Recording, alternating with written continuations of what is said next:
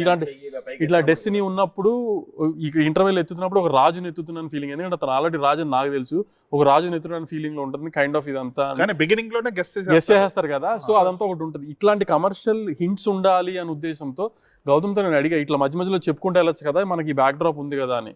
కానీ విజయ్ గారు చెప్పినట్టు ఏంటంటే గౌతమ్ మీరు ఇందాక చెప్పినట్టు అతను ఒక ఈ కమర్షియల్ యాంగిల్లో చెప్పాలని అనుకోలేదు కదని. మీరు అన్నట్టు he wanted to stick to that only what he wanted to say. ఇంకోటి ఆ టాటూది కూడా కొంచెం జనాలకి ఎక్స్ప్లెయిన్ అండర్స్టాండ్ చేసుకునే విధంగా 2-3 గ్లింప్సెస్ లో త్రూ అవుట్ ద ఫిల్మ్. ఇప్పుడు అదే అంటున్నాను sir, presenting a scene will have different forms. అలా రైట్ రామ్ చరణ్ గారికి మగధీరాలో ఎలా గుర్తొస్తుంది గతం అనేది ఒక రకంగా ఉంటుంది. ఇప్పుడు మహేష్ బాబు గారే దేవుడు అని ఆ రోజున కలేజాలు ఎలా అనేది ఒక రకంగా త్రివిక్రమ్ గారు రిప్రజెంట్ చేశారు. సో అట్లా ఒక కమర్షియల్ ఫార్మాట్లో కాకుండా గౌతమ్ తన స్టైల్లో ఇలా ట్రై చేశాడు. అదేంటంటే ఆమె సెకండ్ హాఫ్లో విజయ్ గారు చెప్పినట్టు అందరికి ఇంకొంచెం హైతో చెప్పాల్సిందంటే గౌతమ్ అసలు అలా హైతో చెప్పే డైరెక్టర్ కాదండి. అసలు అతని థాట్ ప్రాసెస్ అలా ఉండదు. అసలు చాలా చోట్ల గౌతమ్ అండర్ ప్లే చేశాడు, కానీ ఎలివేషన్ ఇవ్వచ్చు, ఇక్కడ హీరోయిజం చూపించవచ్చు అన్న చోట కూడా అండర్ ప్లే చేశాడు.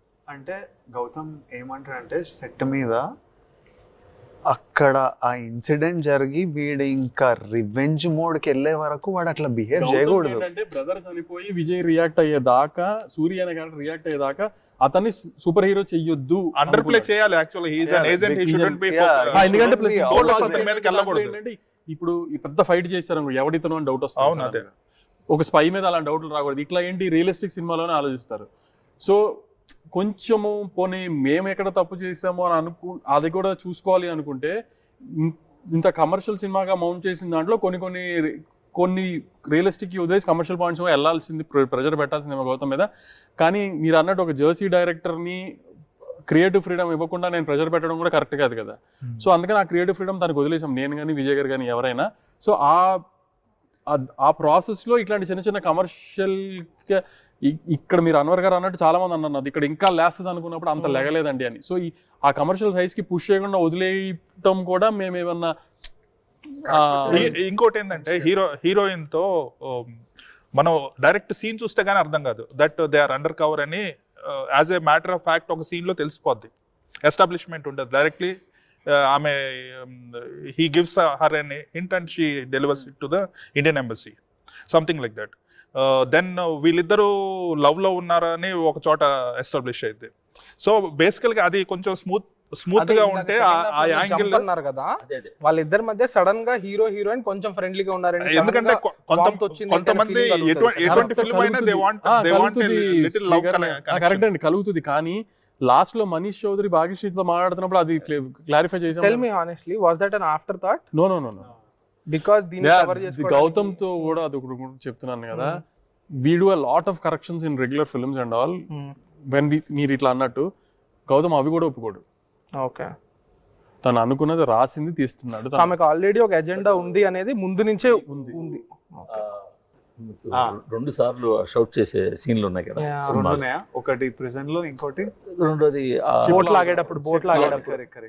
సో ఆల్రెడీ గౌతమ్ది జెర్సీ మూమెంట్ అనేది బాగా వెల్ నోటెడ్, బాగా రిజిస్టర్ అయిన మూమెంట్ అసలు.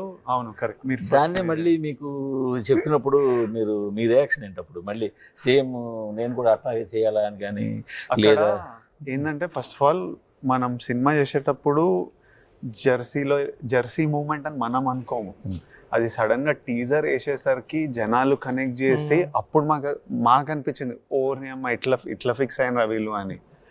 ఆ రోజు ఫైట్ చేసేటప్పుడు ప్యూర్ వాడు అరిచే రీజన్ ఏంటంటే, మాకు ఇమోషనలీ వాడికి ఒక టైం లైన్ ఉంది, ఆ టైం లైన్లో ఎట్లయినా అన్ని కలవాలి.